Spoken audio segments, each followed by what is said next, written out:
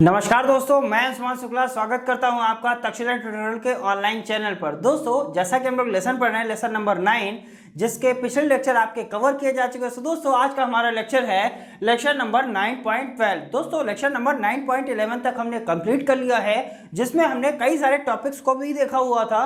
तो दोस्तों, आज के हम लेक्चर में एकदम नया टॉपिक डिस्कस करने वाले हैं, जिसके बारे में हमने आपको कई बार बताया हुआ भी है। और टॉपिक का नाम क्या है? Alkyl carbonyl halide. क्या नाम है? Alkyl carbonyl halide. एल्किल मतलब R, कार्बोनिल मतलब CO, हैलाइड मतलब X। यही तो कई बार डिस्कस किया गया है। अब दोस्तों, हम आपसे पूछे एल्किल कार्बोनिल हैलाइड में सबसे सरल एल्किल कार्बोनिल हैलाइड कौन सा होगा, तो आंसर क्या होगा सर? एल्किल, ये रहा कार्बोनिल, ये रहा हैलाइड। अब सबसे सरल लगाने के लिए हम क्या कर सकते हैं सर? R की जगह हम H लिख सकते हैं और CO की जगह CO लिखा रहेगा और X की जगह चलिए हम Cl लिख देते हैं। तो ये क्या है? आपका सबसे सरल एल्किल कार्बोनिल हैलाइड है। अब इसका नाम क्या होगा सर? इसको बोलते हैं फॉर्मिल क्लोराइड। क्या बोलते हैं? Formal chloride. ध्यान रखिएगा, इसको क्या बोलते हैं? Formal chloride. सिंपल सी बात है सर। एल्किल कार्बोनिल हैलाइड का हमने फॉर्मूला देखा, फिर हमने आपसे कहा जो एल्किल कार्बोनिल हैलाइड होता है उसमें सबसे सरल जो आपका एल्किल कार्बोनिल हैलाइड होगा वो कौन सा होगा। तो आप क्या करिए, R की जगह H लगा दीजिए और COCl क्या रहेगा? ऐसे ही रहेगा। X की जगह आपने क्या लगा दिया? Cl लगा दिया। तो इसका नाम क्या हो गया? Formal chloride. अब ये जो आपका फॉर्मिल क्लोराइड होता है वो कैसा होता है? नाम ध्यान रखिएगा सर, ये होता है अस्थाई। अस्थाई का मतलब ये तुरंत किसमें अपघटित हो जाता है सर? ये अपघटित हो जाता है आपका कार्बन मोनोऑक्साइड और HCl में। जो एल्किल कार्बोनिल क्लोराइड से हमने सबसे सरल फॉर्मिल क्लोराइड बनाया। फॉर्मिल क्लोराइड कैसा होता है? अस्थाई होता है।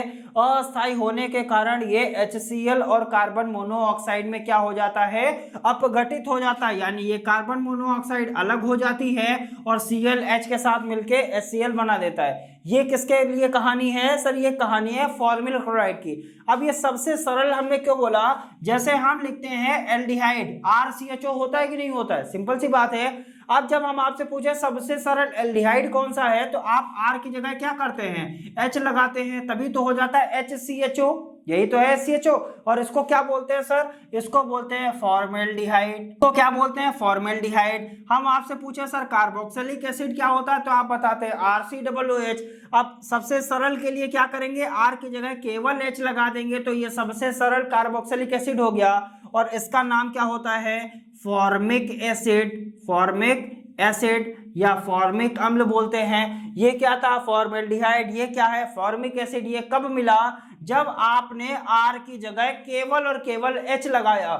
इसी तरीके से जो एल्किल कार्बोनिल हैलाइड होता है उसमें भी अगर आप R की जगह H लगाते हैं तो आपको क्या मिलेगा? Formal chloride. क्या मिल जाएगा? Formal chloride. क्लोराइड क्यों मिला? क्योंकि X की जगह आपने क्या लगा दिया? Cl लगाया है।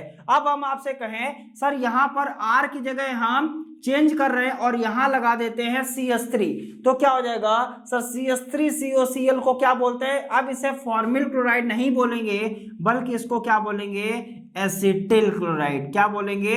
Acetyl chloride. अब इसको क्या बोला जाएगा सर? ये होती है आपकी एसिटिल क्लोराइड। और ये कार्बन मोनोऑक्साइड और HCl में अपघटित नहीं होती। अगर अपघटित नहीं होती है तो जाहिर सी बात है ये अस्थाई नहीं होगी। सॉरी, ये क्या होगी? स्थाई होगी। अस्थाई नहीं होगी, बल्कि क्या होगी? स्थाई होगी। अब दोस्तों, ये सारी चीजें आपने देखा। अब सिंपल सी बात है, अगर यहाँ CH3 लगाया, यहाँ पर R की जगह CH3 लगाया, तो इनके नाम बदल जाते थे कि नहीं? इसको क्या बोलते थे? एसिटिल्डिहाइड। इसको क्या बोलते थे? एसिटिक अम्ल बोलते थे। इसी तरीके से इसको क्या बोलेंगे? एसिटिल क्लोराइड बोलेंगे। सो दोस्तों, उम्मीद करते हैं ये टॉपिक आपको समझ में आया होगा। अब बात करेंगे, अभी तक हमने ये देखा फॉर्मिल क्लोराइड कैसे बनेगा, एसिटिल क्लोराइड कैसे बनेगा। अब बात करते हैं एसिटिल क्लोराइड के बनाने की विधियां क्या होती हैं, फिर एसिटिल क्लोराइड के भौतिक गुण क्या होते हैं, फिर एसिटिल क्लोराइड के रासायनिक गुण क्या होते हैं। इन सभी चीजों की हम बात करेंगे। सो दोस्तों, इसको हटाते हैं और बढ़ते हैं एसिटिल क्लोराइड की तरफ। दोस्तों, बात करते हैं एसिटिल क्लोराइड के बारे में। पहले हम ये जानते हैं एसिटिल क्लोराइड की बनाने की विधियां क्या होती हैं। और एसिटिल क्लोराइड का फॉर्मूला अभी हमने आपको बताया। क्या होता है सर? CH3 होता है, CO होता है और Cl होता है। ये क्या होता है? एसिटिल क्लोराइड का फॉर्मूला होता है, तो यहाँ पर हमने क्या लिख दिया, CH3COCl एसिटिल क्लोराइड का फॉर्मूला हो गया। अब बात करेंगे बनाने की विधियां।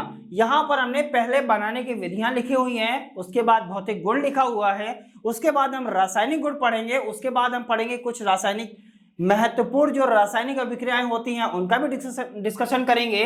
सो दोस्तों, पहली रासायनिक अभिक्रिया हम देखते हैं, या पहली हमारी बनाने की विधि की जो रासायनिक अभिक्रिया है वो क्या होती है उसको देखते हैं। लिखा हुआ है CH3COOH plus PCl3 phosphorus trichloride. क्या बोलते हैं PCl3 को? Phosphorus trichloride. CH3COOH को क्या बोलते हैं सर? एसिटिक अम्ल बोलते हैं। क्या बोलते हैं? एसिटिक एसिड बोलते हैं।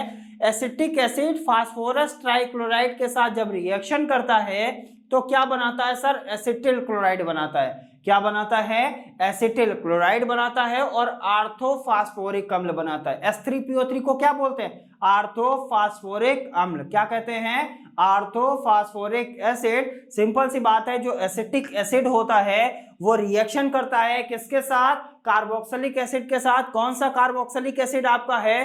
तो नाम क्या है सर? एसिटिक अम्ल है। फास्फोरस ट्राइक्लोराइड एसिटिक एसिड के साथ जब गर्म किया जाता है तो आपको क्या मिलता है? एसिटिल क्लोराइड प्राप्त होता है। सिंपल सी बात है, पहली रिएक्शन आपको क्लियर हो गई होगी। बढ़ते हैं नेक्स्ट रिएक्शन की तरफ। बात वही है सर, एसिटिक एसिड है, अब यहां पर कौन सा लिया गया? Phosphorus pentachloride. पेंटा क्यों बोला? क्योंकि यहां पर क्या लगा हुआ है? 5 लगा हुआ है। ट्राई क्यों बोला था? क्योंकि वहां पर 3 लगा हुआ था। PCl3 और PCl5 की रिएक्शंस कई बार आती हैं, ध्यान रखिएगा। इसे क्या बोलेंगे? फास्फोरस पेंटाक्लोराइड बोलेंगे। और CH3COCl को क्या बोलेंगे? Acetyl chloride. यानी फास्फोरस पेंटाक्लोराइड और एसिटिक अम्ल को गर्म करने पर एसिटिल क्लोराइड और POCl3 यानी फास्फोरिल क्लोराइड और हाइड्रोक्लोरिक एसिड प्राप्त होता है। POCl3 को क्या बोलते हैं?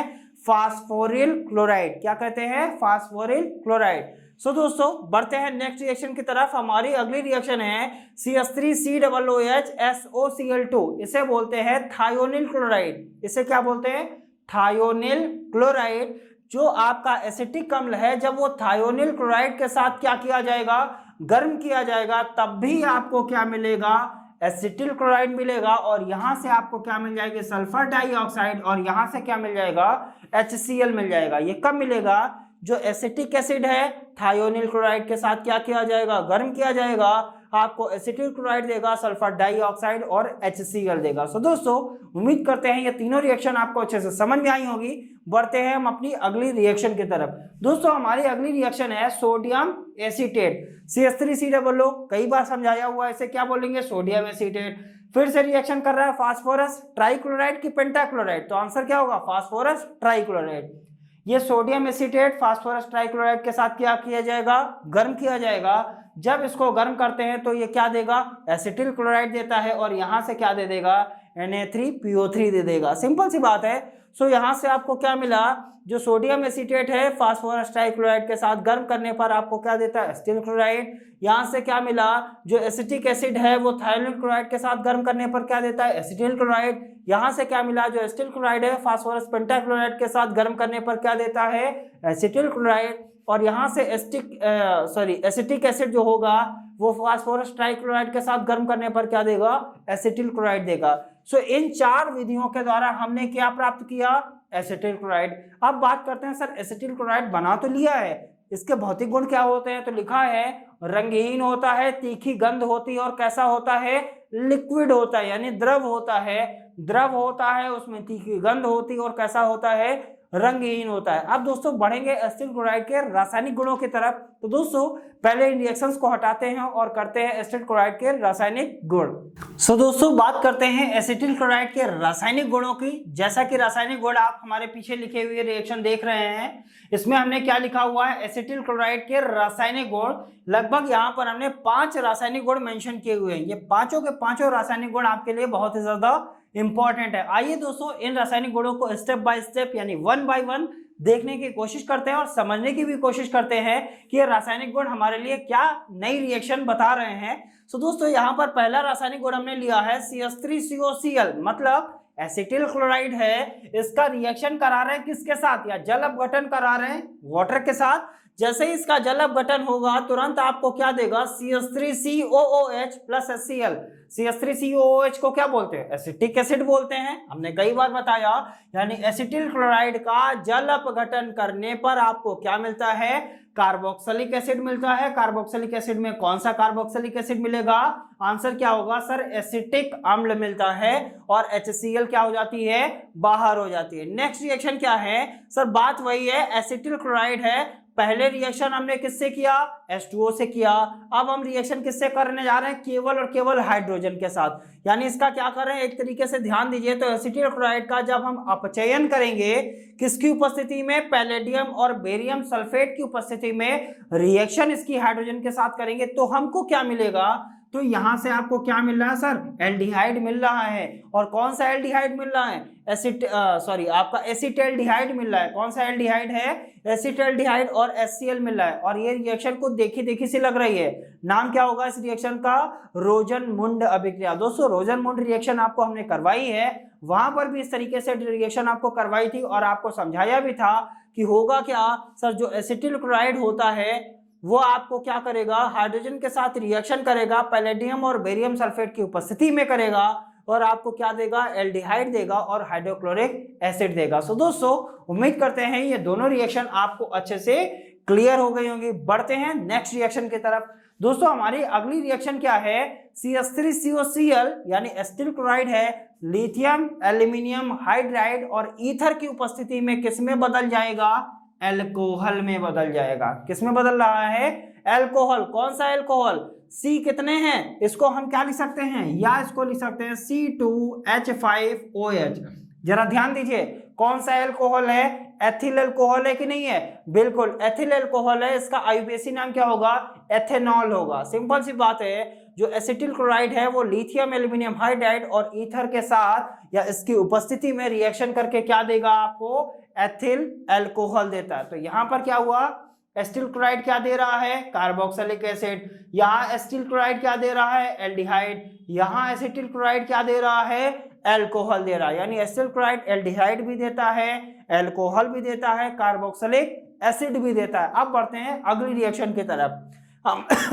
हमारी अगली रिएक्शन क्या है, एसिटिल क्लोराइड है। ये एसिटिल क्लोराइड किसके साथ रिएक्शन कर रहा है, सोडियम एसीटेट। कई बार बताया हुआ है, CH3COONA को क्या बोलते हैं, सोडियम एसीटेट बोलते हैं। ये इसके साथ जब रिएक्शन करेगा तो इसका नाम भी आपको पता है, एसिटिक एनहाइड्राइड बोलते हैं। एसिटिक एनहाइड्राइड और NaCl देता है। सिंपल सी बात है, एसिटिल क्लोराइड सोडियम एसीटेट से रिएक्शन करके क्या देगा, एसिटिक एनहाइड्राइड देता है। सो दोस्तों बढ़ते हैं नेक्स्ट रिएक्शन की तरफ। हमारी अगली रिएक्शन क्या है, ये क्या लिखा हुआ है, नाम सभी को पता होगा, या इसको हम क्या लिख सकते हैं, C6H6। आपको ध्यान आया, तो इसको क्या बोलते हैं, बेंजीन। आप इसको ऐसे लिखिए या आप इसको ऐसे लिखिए, बेंजीन जब एसिटिल क्लोराइड के साथ रिएक्शन करता है, एल्यूमिनियम ट्राइक्लोराइड की उपस्थिति में करता है, तो आपको क्या देता है, तो हमने क्या बताया था, इसे क्या बोलते हैं, बेंजोफिनोन की एसिटोफिनोन। आंसर क्या होगा सर, ये असममित है कीटोन। ये कीटोन तो है लेकिन असममित है और इसका नाम क्या होगा, एसिटोफिनोन होगा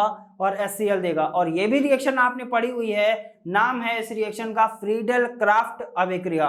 और फ्रीडल क्राफ्ट अभिक्रिया भी हमने कई बार करवाई हुई है। सो दोस्तों उम्मीद करते हैं एसिटिल क्लोराइड के रासायनिक गुण भी आपको अच्छे से समझ में आए होंगे। पहले हमने बनाने की विधि देखा, उसके बाद उसके भौतिक गुण देखे, अब हमने उसके रासायनिक गुणों को भी पढ़ा है। अब दोस्तों बढ़ते हैं आगे की तरफ और हमारा ये टॉपिक अभी यहीं पर क्लोज होता है। अब पढ़ेंगे हम कुछ महत्वपूर्ण अभिक्रियाएं, कुछ रिएक्शन इस लेक्चर में पढ़ेंगे, बची हुई रिएक्शन हम अगले लेक्चर में पढ़ेंगे। और अगले लेक्चर यानी कल के लेक्चर के बाद आपका ये चैप्टर भी समाप्त हो जाएगा।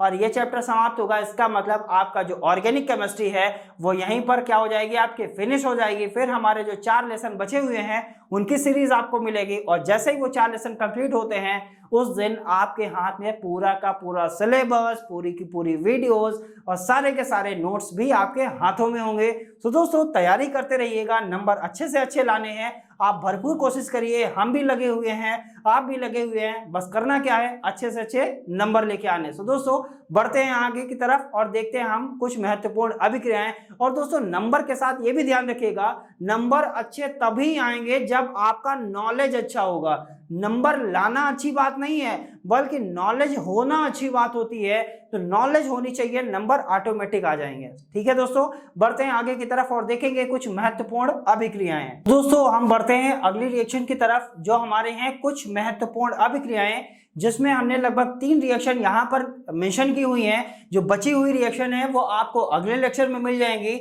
जो रिएक्शन आपके लिए इंपॉर्टेंट भी होंगी। आइए दोस्तों पहले इन 3 रिएक्शन की चर्चा कर लेते हैं और समझने की कोशिश करते हैं कि ये 3 रिएक्शन हमारे लिए क्या खास हैं। पहली रिएक्शन लिखा हुआ है सर एसिटिक एनहाइड्राइड, आप तो बताना नहीं होगा, सभी को कंफर्म हो गया होगा। ये एसिटिक एनहाइड्राइड है, HCl के साथ जब रिएक्शन करेगा तो ये क्या देगा, एसिटिल क्लोराइड देगा, और यहां से आपको क्या मिल जाएगा, एसिटिक अम्ल मिल जाएगा। कई बार इन चीजों की चर्चा कर ली है, अब तो क्लियर होगा इसको एसिटिल क्लोराइड क्यों कहेंगे, इसको एसिटिक एसिड क्यों कहेंगे, ये सारी चीजें आपको क्लियर हो गई होंगी। और इसको एसिटिक एनहाइड्राइड क्यों कहेंगे ये भी आपको क्लियर हो गया होगा। अब दोस्तों बढ़ते हैं अगले रिएक्शन की तरफ। ये भी क्या है आपका, एसिटिक एनहाइड्राइड। इसके भी नाम से आप परिचित हैं, नाम क्या है, अमोनिया, नो प्रॉब्लम, इसका नाम क्या है, अमोनिया है। नेक्स्ट हमारा बात करते हैं सर इसको क्या बोलते हैं, इसका भी नाम हमने बताया था, CONH2 को बोलते हैं एमाइड। अगर इसका पूरा नाम आप देखेंगे तो इसको बोलते हैं एसिटेमाइड। क्या बोलते हैं, एसिटेमाइड। और यहां से क्या मिलेगा सर, CH3COO को आपने कई बार बताया है, इसे बोलते हैं एसीटेट। और NH4 को बोलते हैं अमोनियम, तो नाम क्या हो जाएगा, अमोनियम एसीटेट। यानी एसिटिक एनहाइड्राइड HCl के साथ एसिटिल क्लोराइड देता है, और यहां पर क्या है, वही एसिटिक एनहाइड्राइड जब अमोनिया के साथ रिएक्शन करता है तो एसिटेमाइड और अमोनियम एसीटेट देता है। नेक्स्ट रिएक्शन की बात करते हैं सर, बात वही है सर, एसिटिक एनहाइड्राइड ही है, लिथियम एल्यूमिनियम हाइड्राइड और ईथर की उपस्थिति में क्या देता है, एल्कोहल। यानी एसिटिक एनहाइड्राइड क्या दे रहा है, एसिटिल क्लोराइड, एसिटिक एनहाइड्राइड क्या दे रहा है अमोनिया के साथ, एसिटेमाइड और अमोनियम एसीटेट। और वही acetic anhydride lithium aluminium hydride और ईथर की उपस्थिति में क्या देता है, एल्कोहल। और कौन सा एल्कोहल दे रहा है सर, एथिल एल्कोहल। C2 है, H5 है, C2H5 को क्या बोलते हैं, एथिल, OH को क्या बोलते हैं, एल्कोहल बोलते हैं। सो दोस्तों उम्मीद करते हैं ये सारी रिएक्शंस आपको समझ में आई होंगी। जो भी रिएक्शंस हम यहाँ पर डिस्कस करते हैं वो सभी रिएक्शंस के नोट्स आपको कहाँ मिलते हैं, जैसा सभी को पता रहता है वो सभी नोट्स आपको डिस्क्रिप्शन बॉक्स में नीचे लिंक दिया जाता है। लिंक पर जाते हैं, क्लिक करते हैं, PDF को डाउनलोड करते हैं और नोट से पढ़ाई जरूर करते हैं। सो दोस्तों मिलेंगे अगले लेक्चर में कुछ और अन्य महत्वपूर्ण रिएक्शंस के साथ, तब तक के लिए बहुत बहुत धन्यवाद।